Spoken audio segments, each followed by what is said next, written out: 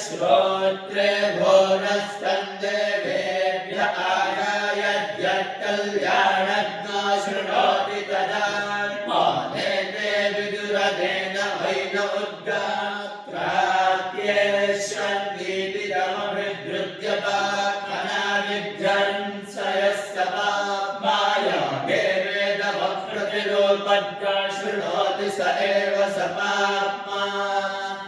अधः मन ऊचुस्त्वन्न उद्गायेति तथेति तेभ्यो मन उदगायद्यो मनसि भोरस्कन्देभ्य आगायद्यत्कल्याणज्ञो सङ्कल्पयति तदा